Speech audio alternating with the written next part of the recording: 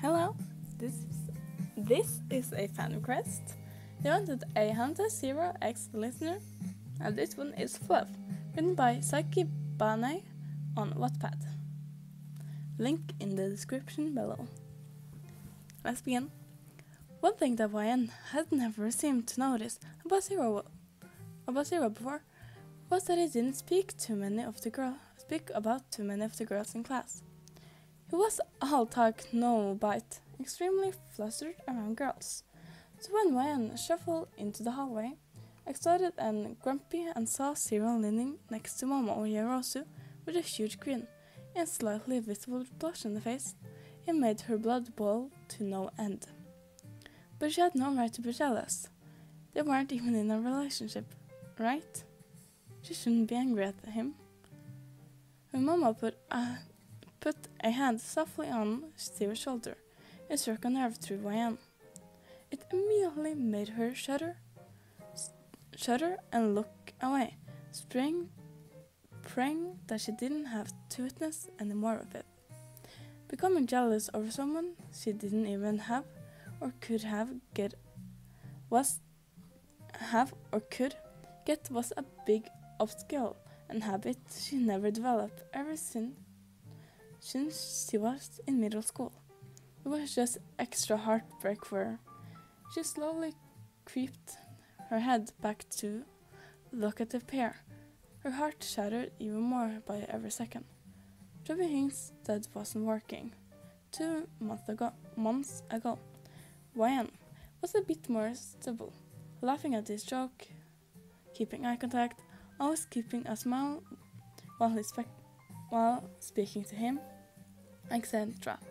But this month, she had gotten more desperate. It evolved to running her hands through his arm while she laughed at the horrible jokes he made, offering to do his work, unbuttoning her blazer a bit, to twirling her hair and complimenting him. "Whoa, Sero, your hair looks really fluffy today. Can I touch it?" "Wow, Sero, your quirk is so cool. Can you demonstrate it again?" And even, "Sero, you're so smart. Can you help me with a few problems?" Even though she scores higher than him. But he seemed unfazed and totally oblivious. Sometimes YN thinks she's too indescribable and just... Sorry, my mom came in the room and asked who I was talking to. I said I was reading something, she asked what, and I just showed her my screen. I'm lucky she didn't read anything. Anyway, let's just continue. Sometimes YN thinks she's too undesirable, and he just pretends that the hints mean nothing. Or he just incredibly dense. Or he doesn't believe that someone would ever like him because of how plain he is. Or thinks he's just there. Or maybe he's shy. A million possibilities and scenarios played out in YN's head, blocking her hearing and any other senses. She was too focused on him. Though it might sound creepy, her favorite thing to do was stare at him. Every few minutes, he would smile, which she found adorable. Sometimes he would flex, sometimes he would just have a cute, pouty, considerate look on his face. He managed to look perfect 24/7. But now, the only thing that he was concurring on is Yarosu. "You look cooler than I thought, Sero." She winked at him. "I don't know what to say." You too, Momo. But I have to go. See you tomorrow." YN bit her lip in jealousy and anger. It still wasn't her right to be jealous, but she still is. And just makes her even angrier. She doesn't have him. When YN told her friend Jiro about her feelings for Sero in the time of crisis, and she seemed surprised. "Him? But he's so plain. I thought you liked someone like Todoroki or even Bakugo." YN had gotten definite saying that are all good things that she likes about him. His adorable grin, his soft hair, his outgoing and social personality, his sense of humor, his quirk which YN found fascinating, his aura of kindness, and how he somehow smells of strawberries. She only told her friend about a few bad things she still accepted and loved. He sometimes could be a little perverted or say something insensitive things about without thinking. He also wasn't the smartest, but it's just a part of him. All of those things were utterable and just attracted and interested her more by the second. But now she was starting to believe that Sero was right. Maybe he doesn't deserve her, or the other way around. Maybe it's useless having feeling for such a man. Or maybe she's just being crazy and overthinking. Gwen and Sero seemed to be close friends, nothing more. Of course, a few students eventually took notice of the gratitude, increasing amount of flirting from Ryan's side, and assumed that there indeed was something going on, but it's just a fantasy in Ryan's mind. Hours later, class ended. Sero still hadn't had the same goofy smile he had with Rosie when walking out the door. Ryan got up, stopping him, and turned around to face her. "Oh hey Ryan, are you heading home?" She shrugged. "Yeah." Well, he looked to the side awkwardly. "Want to walk together? Your house is in the same direction as mine." Her eyes lit up, yet dull down when she remembered how she felt a few minutes ago. "Yeah, sure." She shrugged. "Why am I acting like this? Why am I taking it out on him? Why am I being such an idiot today?" Sero tilted his head and smiled, grabbing her arm. "Come on then." Ryan gave him a soft smile back, allowing the feeling of his hand on her arm until he let go. She took a deep breath to prevent her face from heating up. Her demeanor completely changed. When she is with him, with others, she is known to be a chill, sassy girl with a neat quirk who knows how to take care of herself and doesn't take no for an answer. But when she's alone with Sero, she becomes a total mess. It's how she first realized her feelings. After all, she didn't even know it. It creeped out on her one day. She used to think of him just as a guy that was very fun to be around.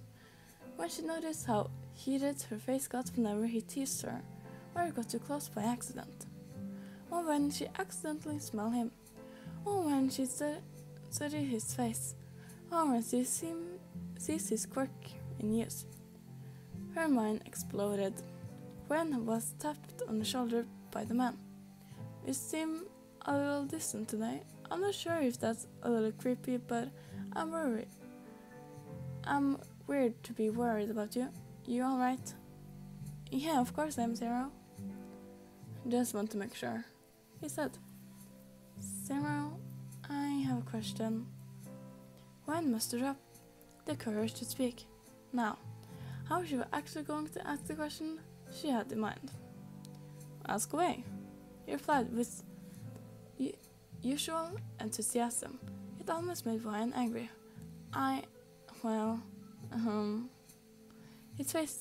His face slowed down. His voice changed from happy to showing slight concern. "Everything alright? What's the question?" Ryan completely stopped walking. She looked around her to solve the situation and saw that they were alone. Her face reddened. She muttered the question so loud that no one, even she, could even understood what she said. "Huh? I didn't quite catch that." Sero playfully put his hand on his ear and leaned in, crushing an inch or two to match Ryan's height. "Do you like Momo?" Ryan shouted the question and immediately covered her face in shame. "Did I just do that? Oh my god." Ryan was startled. He stumbled back a bit, processing the question. "What? No. But why the hell do you want to know, eh?" Ryan's face became red, but in anger this time, not in embarrassment. "So you are freaking dense." Dense? It seemed that Sero had finally understood. Oh, oh. Then he burst into a fit of laughter. Hey, what the hell are you laughing at, idiot? Oh, wow. You could barely stop yourself. I'm sorry, You're right. There was a silence between the two of you. Both had a tint of pink on their face. You're jealous, aren't you? He smirked. Marian secretly wanted to die right then and there. It was too much. What? Me? What the hell would I be jealous? I mean, you're basically confessing to me, and you asked if I liked Momo. He started. It seemed that to me, you thought I was getting a little too friendly with her and got angry. Sounds like jealousy. He sang the last three words in a teasing voice. You are insufferable. You both are. He gave his significant toothy grin. I still can't believe you like me. And I just realized all those things again. Wow. I would have jumped on you way earlier. I guess I could get myself to believe it. What? I have to admit, I like you too and have felt a little awkward seeing you laughing with Kaminani a few times. I guess I'm not innocent either. You little... Wen walked over to him, pulling him by the collar and shoved her lips onto his. He was taken aback by surprise, but after a few seconds later took his hand and placed it on his back of her neck. It was sensitive, like no other. No lust, just innocent love. That was the fanfiction. I'll see you guys in the next video. Bye!